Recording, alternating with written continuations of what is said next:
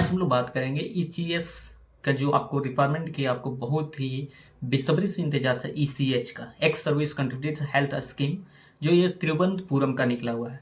ये झारखंड, बिहार और वेस्ट बंगाल या फिर चेन्नई या बंगाल का नहीं है, ये तिरुवनंतपुरम का निकला हुआ वैकेंसी है, जिसमें आपका पॉली क्लिनिक के अंदर बहुत सारे पोस्ट आते हैं। तो उनमें है, इसमें number of post category wise भी poly clinic total post 172 post है, जिसमें से आपको इनका बेसिक सैलरी होगा, जो सैलरी होगा पोस्ट वाइज कंप्यूटर फीस होगा मंथ या per day specific vacancy table पे होगा। ठीक है। गायनोलॉजिस्ट, जो गायनोलॉजिस्ट का होगा उनका पेमेंट होगा 1.5 लाख से प्लस या नीचे, भी आपका एक्सपीरियंस पे भी डिपेंड पड़ेगा। और मेडिकल ऑफिसर का जो फीस होगा वो 95,000 होगा। ड्यूटी इनका होगा गायनोलॉजिस्ट का 5 आवर्स का और डॉक्टर का होगा भी 5 आवर्स का। ठीक है। अब इसमें ऑफिसर है, जो भी डेंटल ऑफिसर है, मेडिकल ऑफिसर या डेंटल मेडिकल ऑफिसर, उनका फीस होगा 36,500 रुपया। और टेक्निकल एंड सपोर्ट स्टाफ, जितने भी टेक्निकल स्टाफ रहेंगे उनकी सैलरी होगी 25,600 रुपया। ठीक है। और जो ड्राइवर रहेंगे उनकी सैलरी होगी 21,800 रुपया। ये आपका एक्सपीरियंस, आपका क्वालिफिकेशन मांगा हुआ है, पोस्ट वाइज एसेंशियल है, क्वालिफिकेशन है।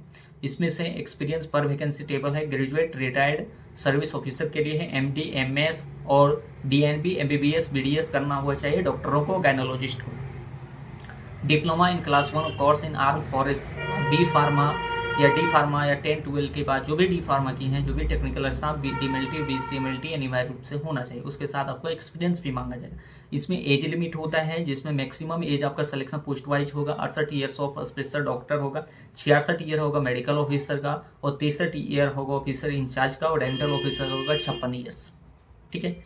एंड सपोर्ट स्टाफ का होगा 53 ईयर्स। एंड ड्राइवर्स, सफाई वाला, फीमेल अटेंडेंट, चौकीदार, फ्यूल करण जितने होंगे, हाईएस्ट इनका होगा, एज लिमिट अपर होगा इतने। इसके नीचे आपके 18 से प्लस चाहिए, वो तो आपको लास्ट डेट इनकी अप्लाई करना का होगा 10 फरवरी। इसका वेबसाइट का नाम है https://www.echs.government.in/sales।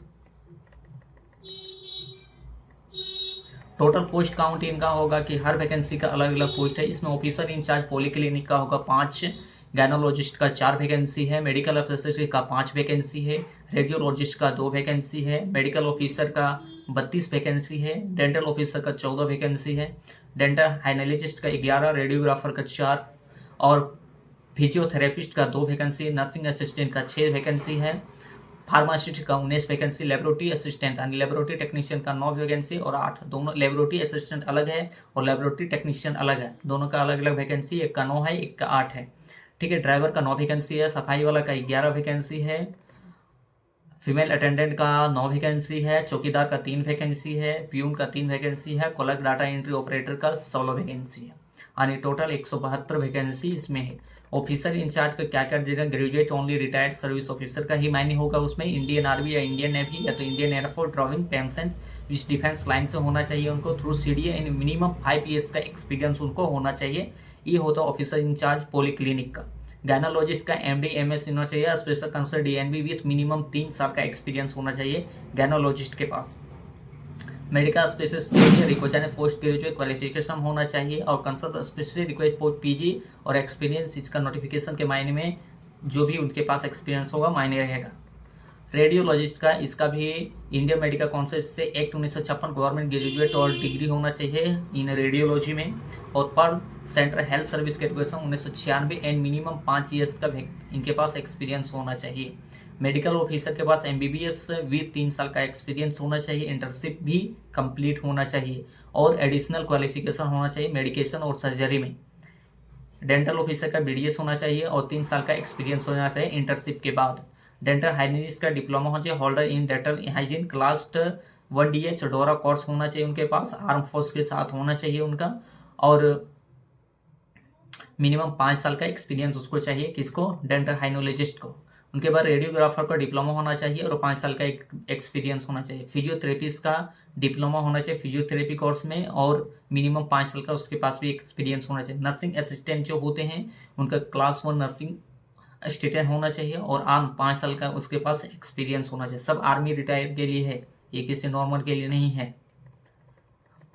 फार्मिस्ट के लिए होना चाहिए बी फार्मा या डी फार्मा, आपका जब पास जो भी किए हुए हो और मिनिमम 3 साल का एक्सपीरियंस चाहिए। लेबोरेटरी असिस्टेंट के लिए डिप्लोमा किए हो, उसके बाद आपको 5 साल का एक्सपीरियंस चाहिए इन लैब में, ठीक है। लेबोरेटरी टेक्नीशियन के BCA और मेडिकल लेबोरेटरी टेक्नोलॉजी 10+2 उसके बाद डिप्लोमा किए हो तो 3 साल का एक्सपीरियंस आपके पास अनिवार्य है। ड्राइवर के लिए 8 पास क्लास MAT ड्राइवर होना चाहिए, उनके पास 5 साल का भी एक्सपीरियंस होना चाहिए और ड्राइविंग लाइसेंस भी उनके पास होना चाहिए। सफाई वाला राइटर एंड मिनिमम 5 साल का एक्सपीरियंस उनके पास हो। फीमेल अटेंडेंट के पास लेक्चर होना चाहिए और 5 साल का एक्सपीरियंस भी उनके पास होना चाहिए।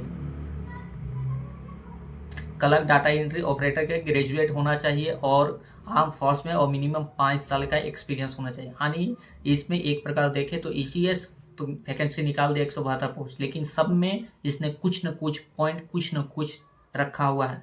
सब में एक्सपीरियंस चाहिए और इसमें कुछ पोस्ट ऐसे हैं जो आर्मी रिटायर के लिए हैं, नॉर्मल पीपुल के लिए नहीं है वो।